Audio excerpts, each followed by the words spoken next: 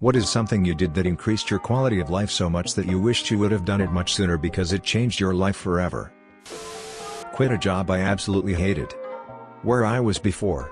Workplace culture was come in early, work through breaks and lunch, work late. Benefits were May and vacation time was capped at 3 weeks, no pension. Pay was okay though. Now, it's a 7 hours workday, pension, decent benefits, 5 weeks vacation and zero stress job. It's been 10 years, I still don't make as much, but the work/life balance blows that out of the water, not to mention I won't be working until I am 60. Stopped assuming that people's thoughts about me were at all similar to that extremely critical voice in my head. It's still somewhat of a struggle to stay positive. But, overall, being yourself and staying present when with others really reduces anxiety. Peaceful would be a good word to describe it.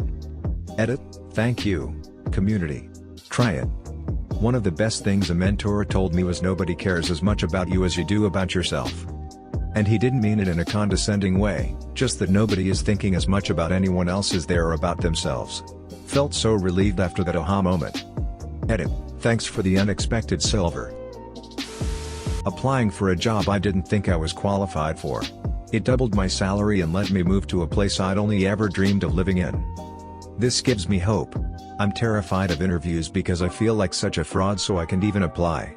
But I also cannot stand the thought of staying in my current job forever.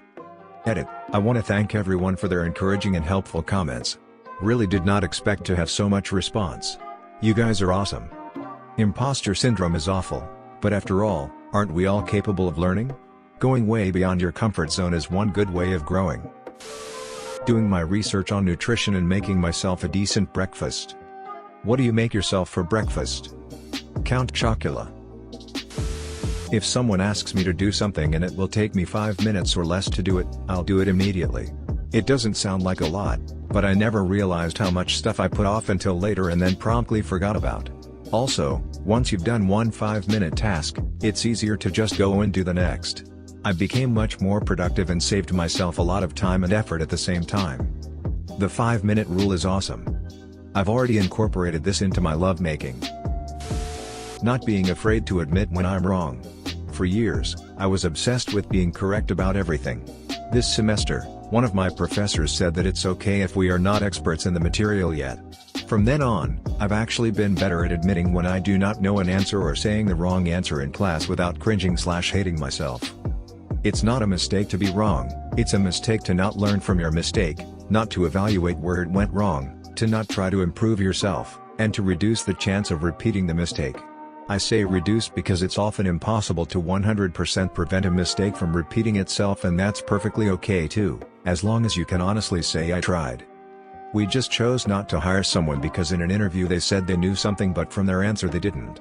If they said they didn't know, it wouldn't have been a problem, but an employee who will lie to you is a huge risk. I got a lot of house plants to put all over my house. Makes my home environment look beautiful and feel homey, fresh, and just all around better. Edit, if you have any pets, make sure to look up what plants are safe for your furry friend before purchasing a plant. Edit 2, thank you so much for my first silver ever. Houseplants have been a complete savior for my mental health. On the days I feel like my life is going nowhere and I'll always be alone, I see my babes putting out new leaves and sprouting new growth, and it's incredible how good it makes me feel. Seeing them thrive under the care and attention I put into them is literally like an antidepressant for me. Especially because I live in a place with about 8 months of winter and 4 months of summer. My outdoor garden gives me the same benefits, but my houseplants sustain me through the dark winter months. Getting a job I didn't hate. I'm so much happier now even though I'm making half as much. My version of this is getting a job that paid me money, and that I like. I tried pursuing a career that I thought I'd love, but it turns out I hated it and I was poor as hell. So yeah.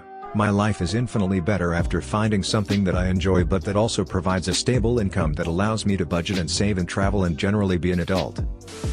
Buying all the same socks.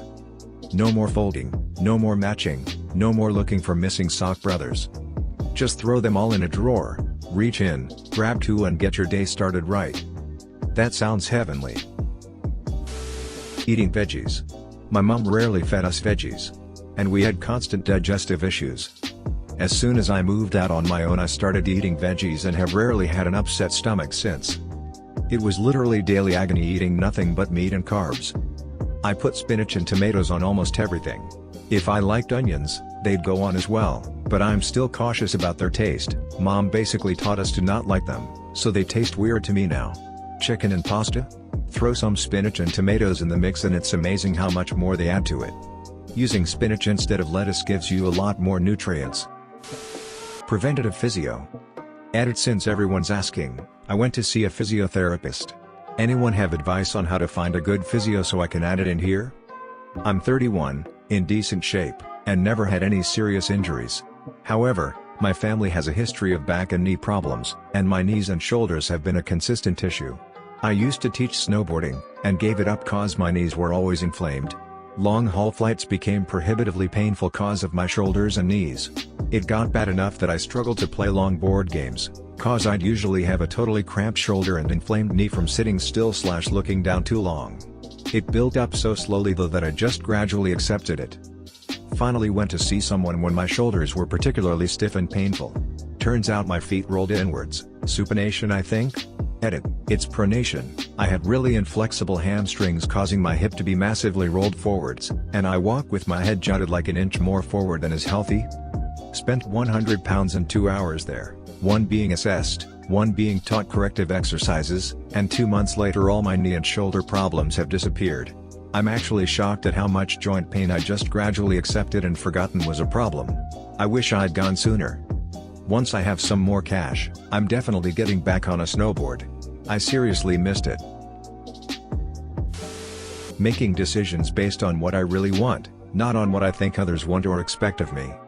It was always so easy to put others' needs first, because it meant that I never had to take the trouble to figure out what I really wanted, or to negotiate with others to get it.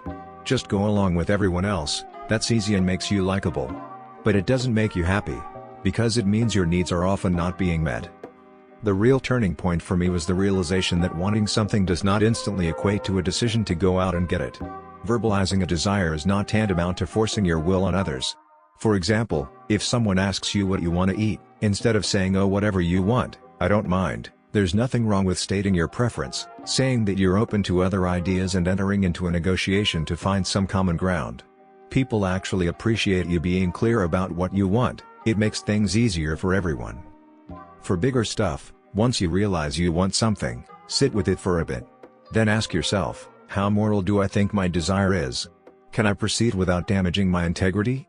What are the practical/other ramifications for myself and others? Can you live with whatever decision you make? If you are missing vital information from others, ask them for it to help you decide. Most importantly, don't waste time wondering about whether you're allowed to want something. You do all read, why, so that's that. Just acknowledge the desire, then set about deciding whether you're going to go out and get it. That way, even if you decide not to, you'll know what the desire is and why you're not fulfilling it, rather than shutting it down automatically at the source. I'm so much happier now. Trying to be friends with everyone to the point you have no true friends with anyone. Took me a long time because I love to help people, but the people who use you abuse you and the people who don't need you don't ever care to see you. It's still hard right now though. I don't have any close friends, but I somehow feel more comfortable than before. I still wanted to do something to help, but I decided I'm going to start recycling, go on walks to pick up trash, and concentrate more on myself for once. If I'm ever meant to have a best friend, they will find me, I guess. Sometimes it's hard not having someone to speak to, but I'll get over it eventually. Edit. Thank you everyone for your beautiful comments, messages, silvers, and gold. I am shocked by how many people are commenting and messaging, and I promise that I will read every one of them. I am at home crying because of all the beautiful things being said, and for once, I feel like I'm doing some good. I hope everyone finds what or who they need to have better days. Thank you from the bottom of my heart. Edit number 2, I'm trying hard to keep up with everyone, but it's hard. Please don't take it personally if I don't respond. I will try more in the morning because it's bedtime now. Thank you all very much for the nice words. Taking fiber supplements. I now shit like clockwork, twice a day, and even after a night of drinking, I have never had more than a 3 wipe to clean. I'll never go back to not taking them. The quality of my shits has just been absolutely magical. I wish I knew of this sooner. Try it for a month, you'll never want to stop. No more peanut butter in a shag carpet, no more mud streaks, no more wiping yourself raw, it's life-changing.